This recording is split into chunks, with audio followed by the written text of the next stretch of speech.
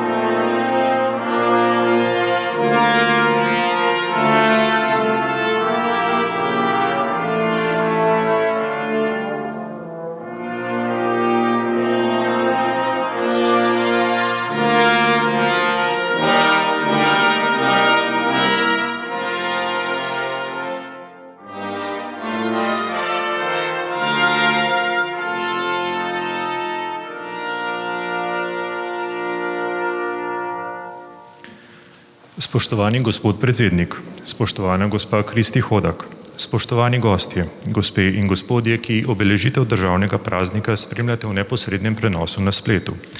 Lep pozdrav iz predsedniške palače, kjer bomo na razmeram primeren način obeležili državni praznik, dan samostojnosti in enotnosti. Državne praznike v predsedniški palači vedno praznujemo z dnevi odprtih vrat, ki na pobudo predsednika Republike Slovenije Boruta Pahorja potekajo neprekinjeno od leta 2013. Postali so priljubljen način praznovanja in počastitve državnih praznikov za vse generacije, saj je predsedniško palačo ob teh dneh doslej obiskalo več kot 25.000 obiskovalcev vseh starosti, tudi iz tujine. Ker obiskovalci zaradi epidemije COVID-19 trenutno ne morejo obiskati predsedniške palače, smo v uradu predsednika Republike Slovenije pripravili nov interaktivni sprehod skozi delovne in protokolarne prostore predsednika Republike Slovenije. Interaktivni ogled predsedniške palače je bil pripravljen ob 30-letnici slovenske samostojnosti in je od danes dostopen na spletni strani www.predsednik.si. Prijazno vas vabimo k ogledu in vam ob tem sporočamo, da se veselimo dne, ko bomo državne praznike lahko ponovno praznovali skupaj v predsedniški palači. Na današnji dan pred 30 leti so bili razglašeni uradni rezultati plebiscita za samostojno in neodvisno državo Republiko Slovenijo. Predsednik Republike Slovenije Borut Pahor se je odločil, da ob letošnjem dnevu samostojnosti in enotnosti k slavnostnemu nagovoru povabi Kristi Hodak, predsednico Društva v tujini izobraženih Slovencev Vtis, saj bo lahko spregovorila kot predstavnica generacije, ki drugačnega življenja od življenja v samostojni državi niti ne pozna. Spoštovana gospa Kristi Hodak, vljudno vabljeni k besedi.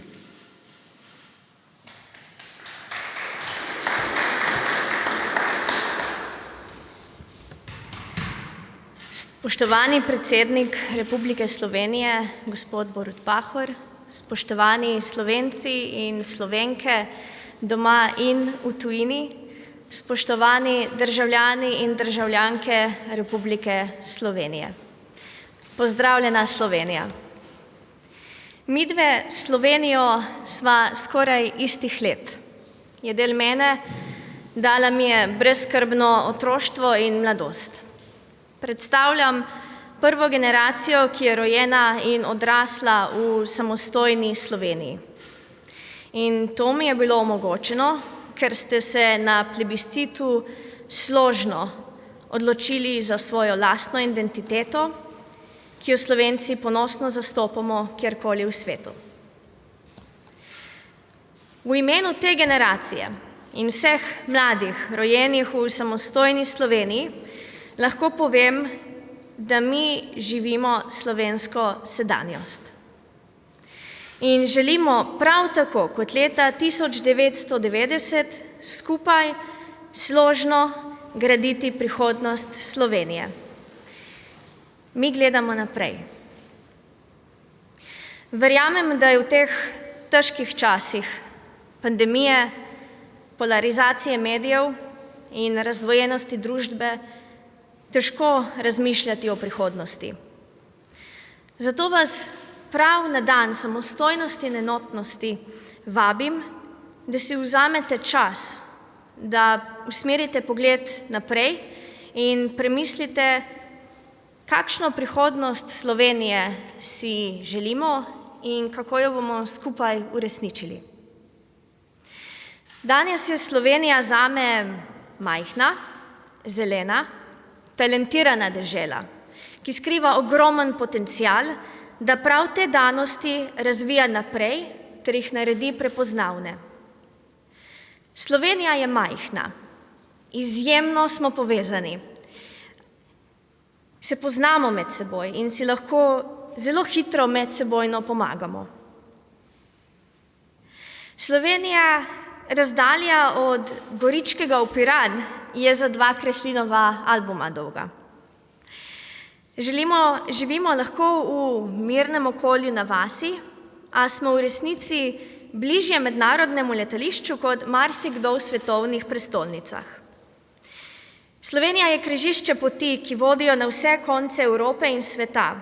Ima toliko prebivalcev kot, na primer, mesto Pariz.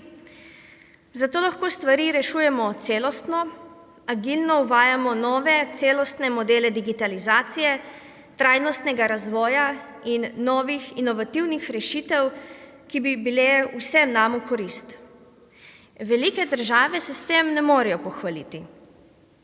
Slovenija je zelena. Imamo čudovito naravo, neokrnjene gozdove, zaščitene nacionalne parke in čiste reke.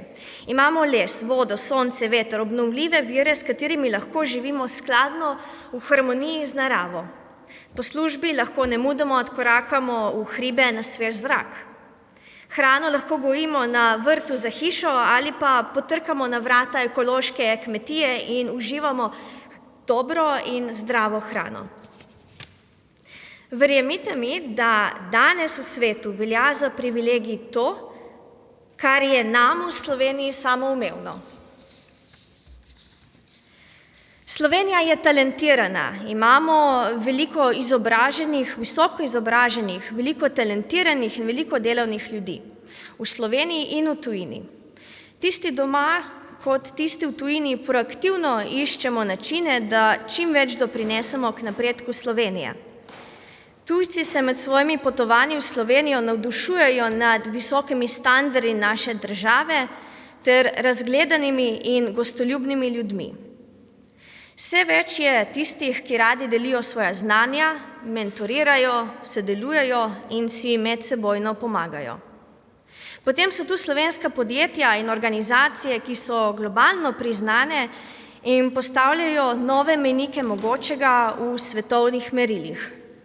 In mreža vseh naštetih se neustavljivo veča. Imamo tudi vse pogoje, da že danes začnemo z realizacijo razvoja in lepše prihodnosti naše domovine ter z našim zgledom usmerjamo celoten razvoj Evrope in preostalega sveta. Iz majhne v povezano, celostno državo. Iz zelene v evropski model trajnostnega razvoja.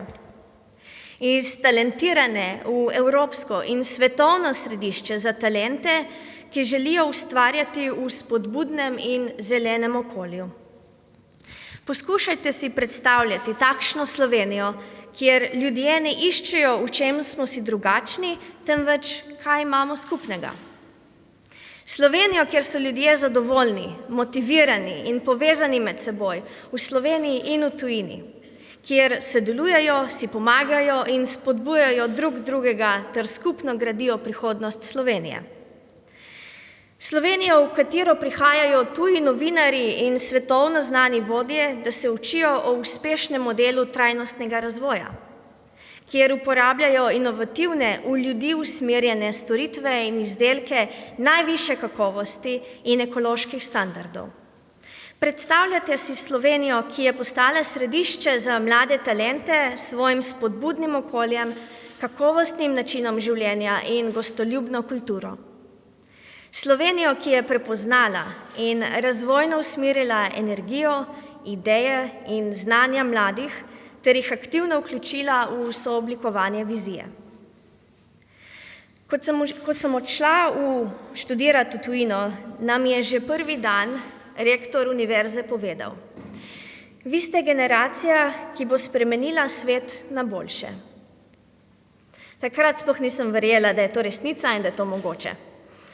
Zdaj, ko gledam nazaj, ugotavljam, da mi je prav to sporočilo okrepilo samozavest in da mi je univerza dala vse, kar sem potrebovala, da postanem aktivna sooblikovalka današnjega sveta. Dali so mi vzornike, ki so mi pokazali, da se da.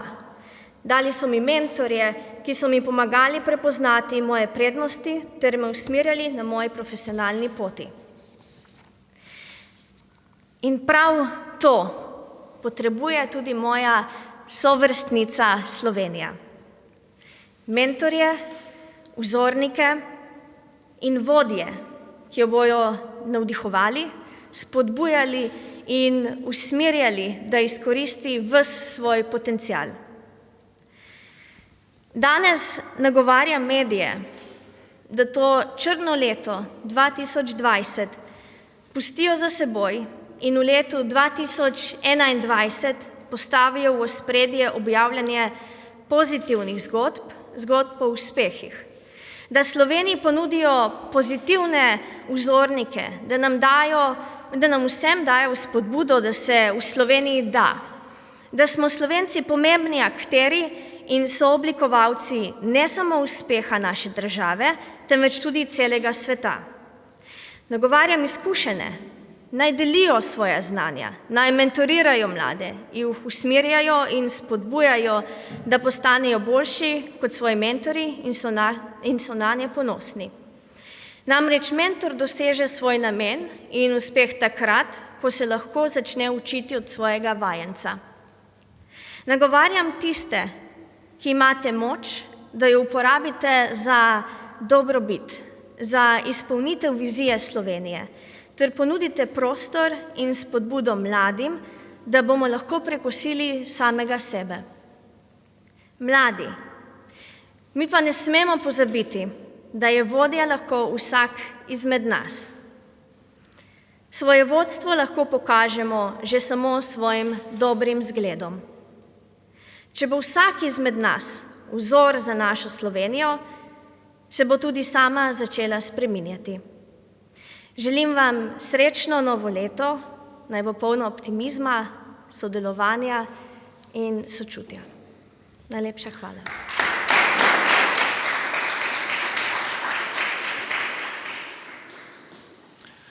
Hvala, gospa Hodak.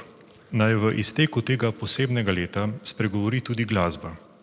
Pesem Tadeja Hruševarja in Dušana Velkavrha Vsak je sam bo zapela mlada izvajalka ter avtorica besedil in glasbe Martina Šraj, ki doma in v tujini ustvarja pod umetniškim imenom Ina Šaj. Glasbo je študirala na Britansko-irskem inštitutu za moderno glasbo BIM v Londonu in diplomirala z odliko. Na klaviaturah in basu se ji bosta pridružila brata Roman in Goran Sarjaš. Prosim.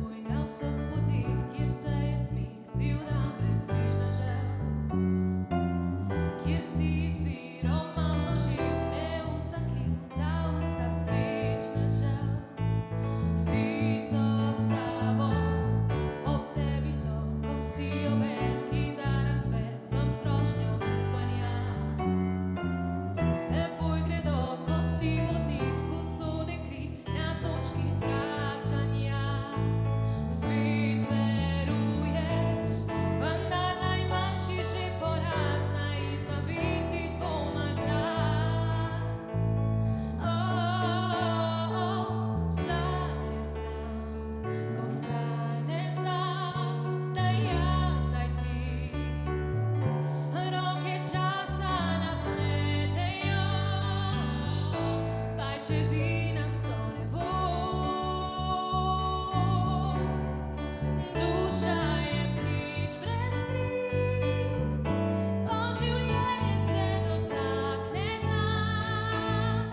Proti soncu seže taki znak, stati sam, ko je sam.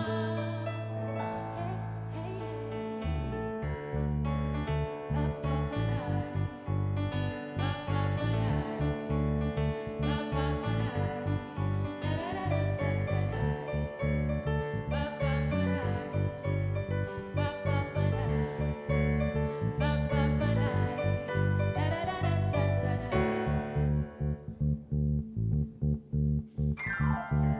Vsi so s teboj na vseh poteh, kjer se je smeh, si vdan brez bližnježev. Kjer si izvirom množiv, neusahljiv, za usta srečnežev. Vsi so s tabo, prijatelj moj, vsi bodo tam, ko zmag pijan, ne boš več, kar si bil. Svet bo s teboj celo takrat, ko svoj propad na kredo bo zapil. V zadnji noči, ko spet bi rad verjel ljudi, dokler se jutro ne zbudi. Vsak je sam, ko stane sam, zdaj jaz, zdaj ti. Roke časa napletejo, pajčevina stone vonj.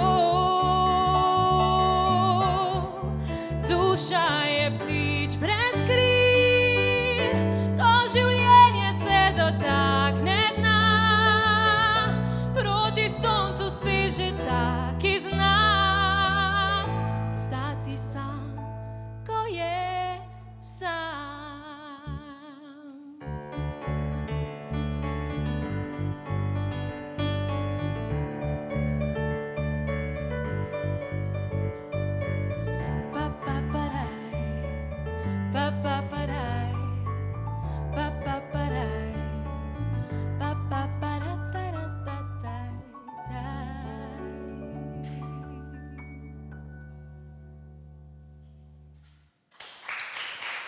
Hvala lepa.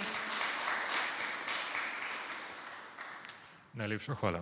K nagovoru ob državnem prazniku vljudno vabim predsednika Republike Slovenije Boruta Pahorja.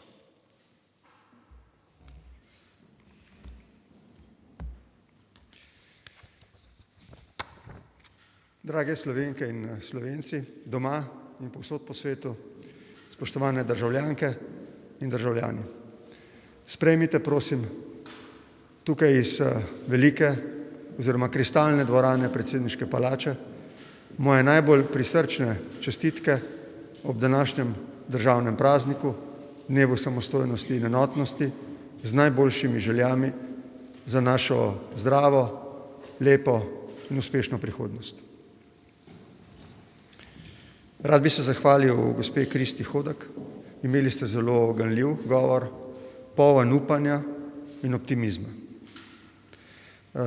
Prav sem se odločil, da sem dal besedo ob današnjem državnem prazniku mlademu človeku.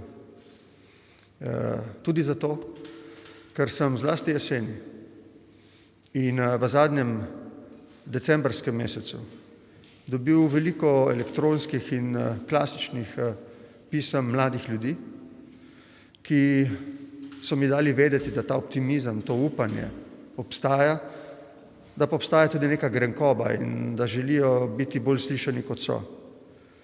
V tem smislu bi vas rad seznanil recimo z kratkim izsekom iz pisma srednješolke Rebeke Mikša iz Markovcev, ki mi je v pismu napisala tole. Verjemite, da mladi spoštujemo prav vse, ki se trudite, da bi virus čim prej premagali. Vas občudujemo, vam tudi ploskamo. Vendar sem v zadnjem času opazila, da smo mladi nesrečni. Pa ne samo zato, ker smo zaprti doma, se ne smemo družiti in zabavati. Nesrečni smo zato, ker se zdi, da nas nihče ne opazi. Tudi mi, s svojim ždenjem doma, šolanjem od doma, minimalnim izražanjem javnih mnenj in samo s tihim opazovanjem pripomoremo k zajezitvi virusa. Želimo si biti opaženi. Sanjamo o pohvali, ki nam v naših letih toliko pomeni in nam daje toliko motivacije in zagona. Zaradi vseh teh pozivov mladih ljudi, da so slišani in na nek način s to vero v prihodnost uslišani, sem se odločil, da vam danes dam besedo in sem storil prav, imeli ste, kot sem rekel, čudovit govor.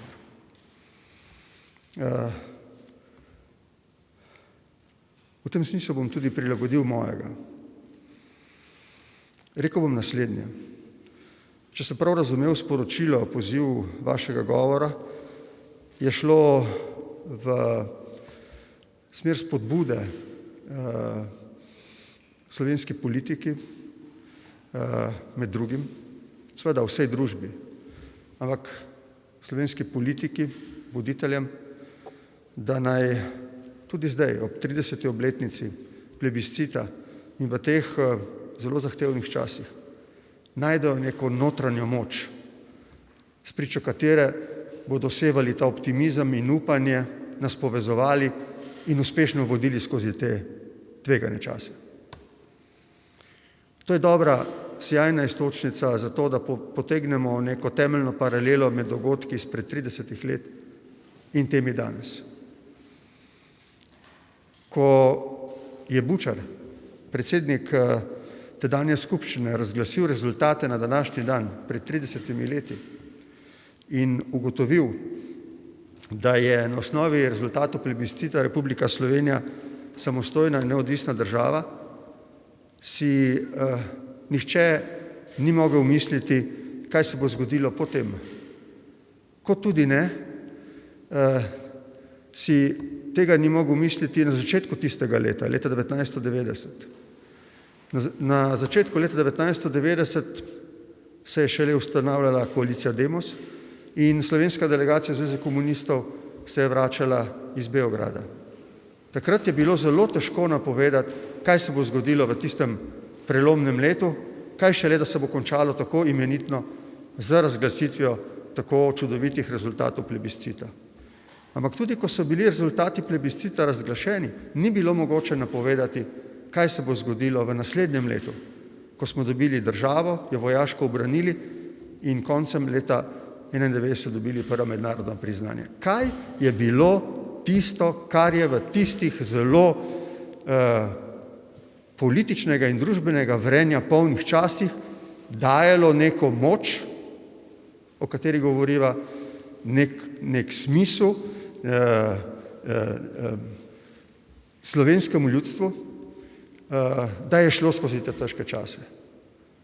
To je bilo sodelovanje v politiki.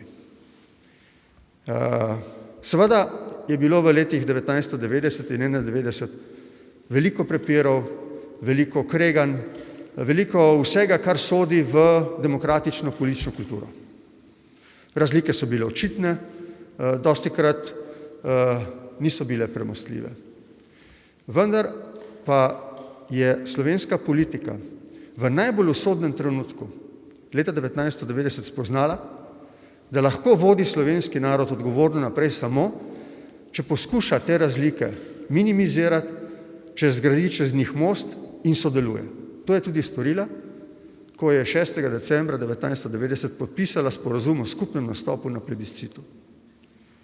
Ko smo torej s plebiscitom na današnji dan lahko razglasili rezultate plebiscita in ugotovili, da je Slovenija samostojna država, in ko nismo vedeli, kaj nas čaka natančno v prihodnjem letu, smo vedeli, če nič drugega, da si lahko zaupamo, da sodelujemo in da bomo v takem načinu našli odgovore na vsa vprašanja in smo tudi jih.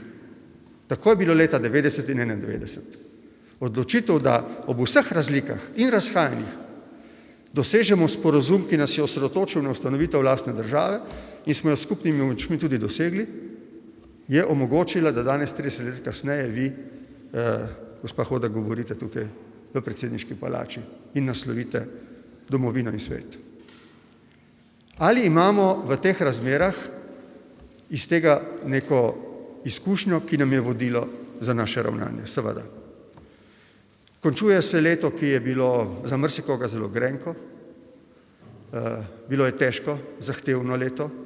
Mnoge ljudi je pahnilo v tesnobe. Mnogi so izgubili življenje. Borili smo se, kolikor je bilo mogoče. Prepričan pa sem, da nam bi šlo še bolje in lažje, če bi bilo več sodelovanja. Vstopamo v novo leto, v leto 2021, ki bi lahko bilo čudovito leto. Danes se je v Slovenijo prišla pošiljka prvega cepiva. Cepivo bo gotovo, tako pravi znanost, naredila konec zdravstvenemu delu krize povezane z širjenjem koronavirusa. Toda potem bodo ostale gospodarske in socialne stiske in v drugi polovici prihodnjega leta bomo predsedovali Svetu Evropske unije. Ali ni to dovolj velik razlog, da politika na prehodu iz tega leta v prihodnje leto ugotovi, da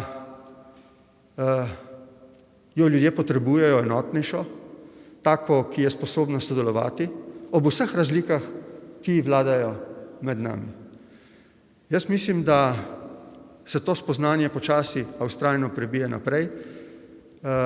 Mislim, da neka tiha večina v Sloveniji želi, da bi dva tabora, ki sta postala prevladujoča in sta si šla bolj vsak sebi, kot bi si želeli, sodelujeta med seboj, da najdeta mostove, da prav skozi to enotnost, sodelovanje, data tisto voditeljsko moč, notranjo moč, samozavest, tudi ponos, ki ga potrebujemo za to, da bi se prebili skozi te zahtevne čase. Naj rečem nekaj zelo osebnega, ne vem zakaj, ampak to je neka moja intuicija. Mislim, da bo prihodnje leto, kolikor bo še vedno zelo težko in zahtevno, eno imenitno, čudovito leto.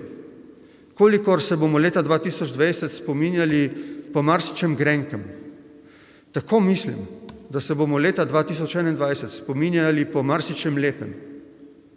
Imamo, kot ste rekli, vi v vašem govoru, sijajne možnosti za to, da zaživimo življenje polno radosti in optimizma, seveda ob skrbi za druge, ob pozornosti za druge, ob spoštovanju slehernega dostojanstva, ob tem, da se vzdržimo surovega ali celo sovražnega govora, ob tem, da torej eden drugemu izkazamo spoštovanje in zaradi vsega tega med seboj tudi sodelujemo. In ne bo tukaj politika za zgled. Ne poskuša v začetku prihodnjega leta doseči neke dogovore, sporazume, sodelovanje, ki bo dalo ljudem pravi vtis, da se tukaj rojeva neka nova moč v prihodnjem letu, ki bo bogato obrodila konec leta. Imamo vse možnosti za to. Imamo vse izkušnje potrebne za to. Zdaj potrebujemo to politično voljo in tudi to znanje. Tudi to mislim, da premoremo, če bomo znali pogledati iz svojih razlik, če se bomo znali uživeti v stališča in razpoloženja drugega in skušali ugotoviti, ali lahko najdemo neko kompromisno pot, ki pelje vse skupaj naprej. Hočem torej reči, da sem skupaj z vami, gospa Kristi, optimist. V meni je polno nekega upanja. Ne vem, če si je kdaj toliko ljudi kot danes želelo eno skupno stvar in to je, da se vrnemo v normalno življenje, vendar pa potem vsi pričakujemo, da bomo zaživeli s polnimi pljuči, kar pomeni, da lahko storimo samo, če sodelujemo. Enotni obstanemo, razklani propademo, to je vedno veljalo za vse, velja tudi za naš majhen narod, ki je toliko dosegel v 30 letih potem, ko se je odločil, da ustanovi lastno državo. Na njo smo lahko ponosni ob vseh težavah in problemih, s katerimi se ta sooča.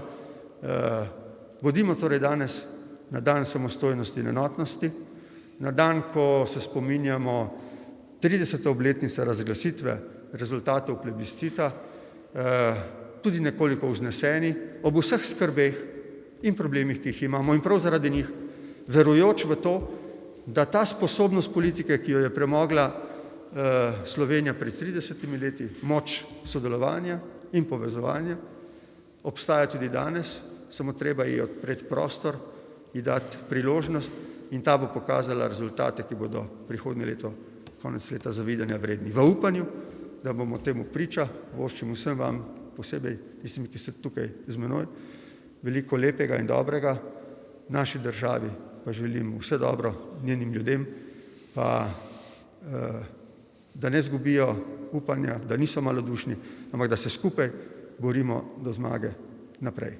Hvala lepa.